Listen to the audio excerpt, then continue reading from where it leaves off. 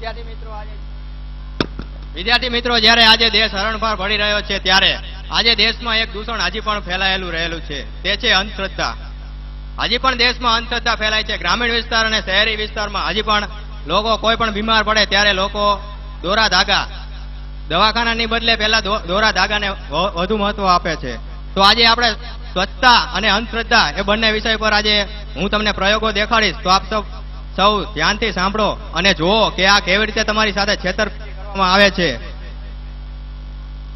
હું માનનીય શ્રી પ્રભુભાઈ તાસડિયાને નમ્ર વિનંતી કરીશ કે અહીંયા ઉપસ્થિત માનનીય મંચસ્થ મહેમાનો તથા વિદ્યાર્થીગણ તથા વાલીઓનું આપણે એક અલગ રીતથી સ્વાગત કરીએ.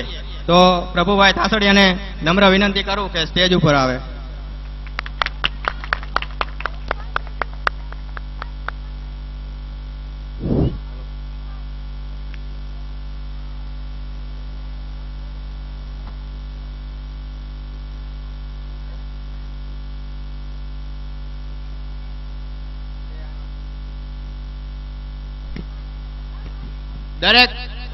દરેક વિદ્યાર્થી તાલીઓના ગડગડાટ સાથે આપણે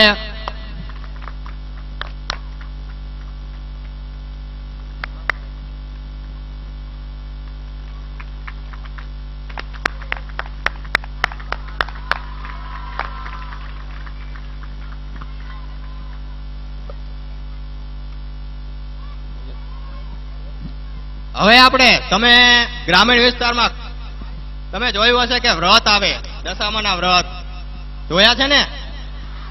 તો હવે આપણે દશામાના વ્રતમાં તમે જોયું હશે કે મંદિરમાં કંકુ થાપા પડે, પગલા પડે, જોયા છે ને દરેક વ્યક્તિએ? તો હવે આજે હું તમને એવો જ એક પ્રયોગ દેખાડું, જોજો કેવી રીતે થાય છે. હું સ્ટેજમાંથી કોઈ પણ 2 ગર્લ્સને વિનંતી કરું કે સ્ટેજ ઉપર આવે.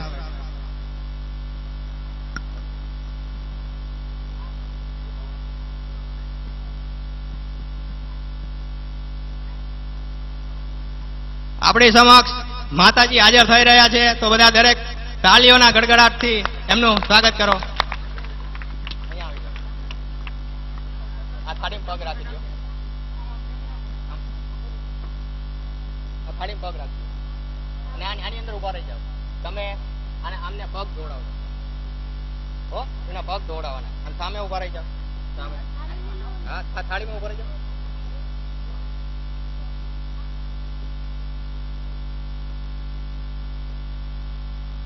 હવે તમે કોઈ પણ મંદિરમાં જાઓ તો સૌપ્રથમ પોતાનો તન મન શુદ્ધ હોવું જોઈએ, પોતાનો દેહ શુદ્ધ હોવો જોઈએ. તો આ બેન છે એમને હવે માતાજી આવવાના છે, તો હવે પોતાનો પહેલા તો તન શુદ્ધ કરશે. બંને પગ ધોઈ નાખો, બંને પગ રાખી દો. હવે પોતાના માતાજી પ્રગટ થાય છે, જોજો હવે કેવી રીતે. હવે પોતાના પગ લૂછશે. ચાલો હવે લૂછી દો, આની ઉપર લૂછી નાખો. બસ બસ, હવે આની પર પગલા ચાલો. હવે આમનામાં માતાજી પ્રગટ થાય છે, જોજો.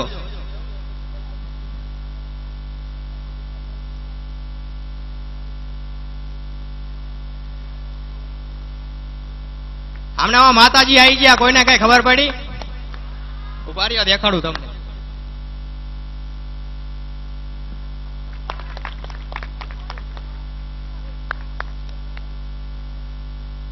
આ આપણા ગ્રામીણ વિસ્તારમાં તમે આ પ્રયોગ જોયો હશે. હવે તમને બીજું એક દેખાડું. હું સ્ટેજમાંથી વિનંતી કરીશ કે કોઈ પણ એક વ્યક્તિ આવે.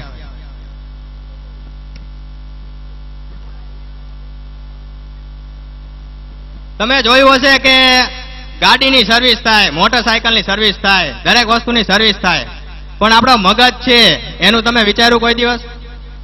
હવે આજે હું તમને બ્રેન સર્વિસ કરતા શીખડાવું કે મગજમાં તમારો મેલ હોય એ કેવી રીતે દૂર થાય. બ્રેન સર્વિસ કરીશ, દરેક વિદ્યાર્થી જોજો. આ દોરાનો કલર પહેલા દરેક વ્યક્તિ જોઈ લેજો. લાલ છે, લાલ, પીળો નથી. લાલ છે, લાલ.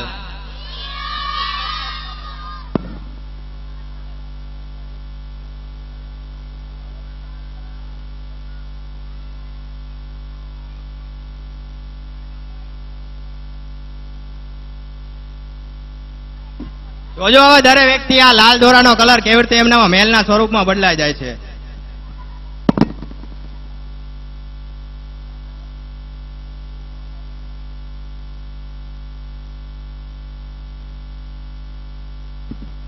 અત્યાર સુધી એમનું મગજ ભારે હતું, હવે એમને થોડુંક હલકું લાગશે. એ આપણે આ પ્રયોગ પૂરો થાય પછી જોશું.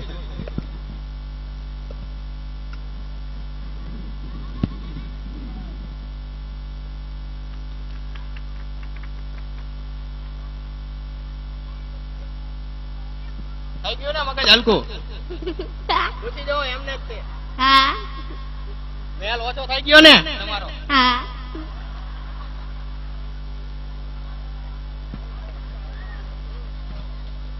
હવે વિદ્યાર્થી મિત્રો, તમે જોયું હશે કે દરેક વ્યક્તિ એ સમાન દરેક વ્યક્તિ કિંમતી અને મહત્વનો હોય છે. તો આજે આપણે એવો એક બીજો તમને પ્રયોગ દેખાડું. તમે ગંગા મૈયાને જોયા હશે. ગંગા મૈયા કયા સ્વરૂપે હોય? ગંગા મૈયા આપણા લોક માતા છે. તો આજે આપણે સરસ્વતી માતાની તો અહીંયા હાજર છે જ તે. તો આપણે આજે ગંગા મૈયાને પણ અહીંયા આપણી હાજરી આપે. તો આપણે આજે ગંગા મૈયાને હાજર કરીએ.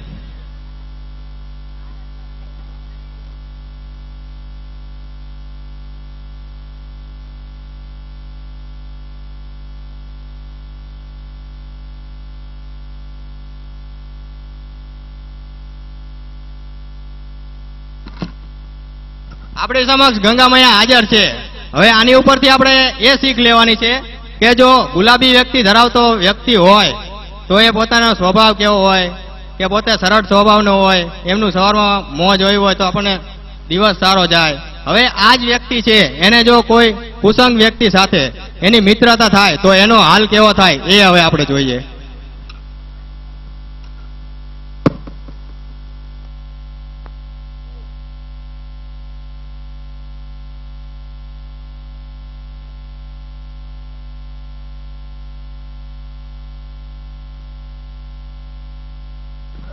કહ્યું ને વિદ્યાર્થી મિત્રો, જે ગુલાબી સ્વરૂપનો વ્યક્તિ હતો એનું સ્વરૂપ આજે નીલ થઈ ગયું, એટલે કે એ સાવ અસ્વસ્થ થઈ ગયો.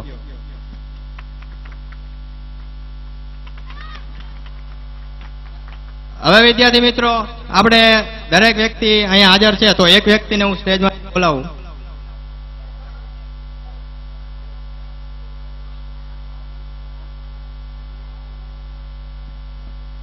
હવે આપણે સૌરાષ્ટ્ર ઝાલાવાડની ભાતીગળ સંસ્કૃતિને ધ્યાનમાં રાખીને આપણે ઘરે આવેલા મહેમાનને કંઈક ચા પાણી નાસ્તો તો કરાવવો પડશે.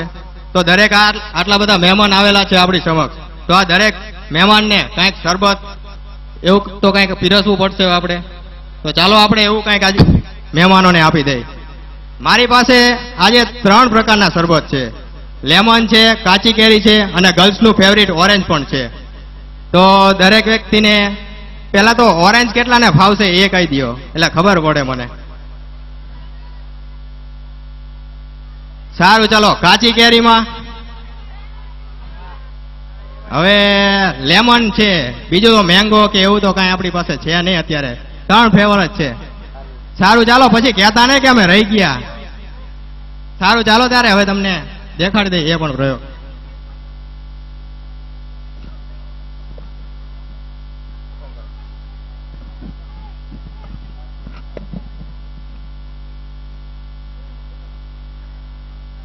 આ શું છે? ચીંદેડું. ચીંદેડું નથી, આ તો અમારી ખાંડ છે ફેક્ટરીની. ચીંદેડું છે, ચીંદેડું. આ તો ખાંડ છે.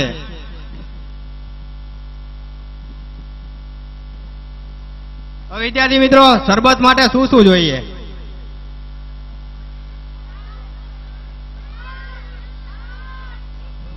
ખાંડ, મીઠું. સારું, ચાલો આપણે શરબત માટે ખાંડ, પાણી આ બધું કે છે તો મીઠું પણ થોડુંક નાખી દઈએ. સારું, ચાલો હવે શરબત બનાવીએ. આ ખાંડ તો નાખી દઉં છું હું અંદર.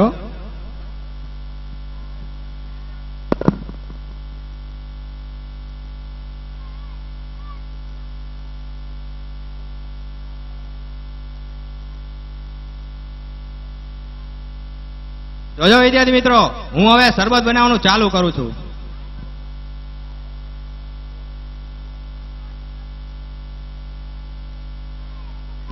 આ લેમન,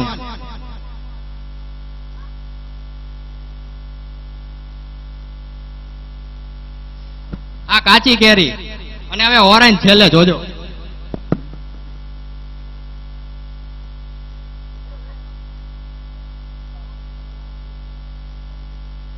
હવે આપણી સમક્ષ શરબત તૈયાર છે. જોજો, થોડાક દૂર બેસજો, કેમ કે ઉડશે. ફેક્ટરી બહુ મોટી છે આપણી, કેમ કે અત્યારે 5,000 લોકો બેઠા છે અહીંયા, તો દરેક વ્યક્તિને થોડું થોડું મળશે. તમે ભગવાનને થાળ ને એવું ધરાવતા હશો તો કે સ્વરૂપે ધરાવે છે, કયા સ્વરૂપે તમે માતાજીને પ્રસાદી ધરાવતા હશો, તો આજે એ રીતે જ હું તમને શરબત પાઈશ. હવે જોજો, આ શરબતની ફેક્ટરી ઓપન થાય છે. ચલો કાચી કેરી વાળા, ચલો કાચી કેરી વાળા લઈ લેજો. લે. આ લેમન,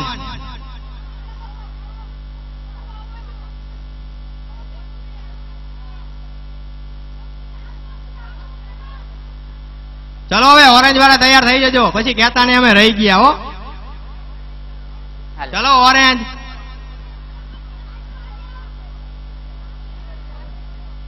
ચલો હવે આ છોકરા બચારા ક્યારના સ્કૂલે આયા છે, તો હવે એમને રજા તો આપી દઈ ને આપણે. ચલો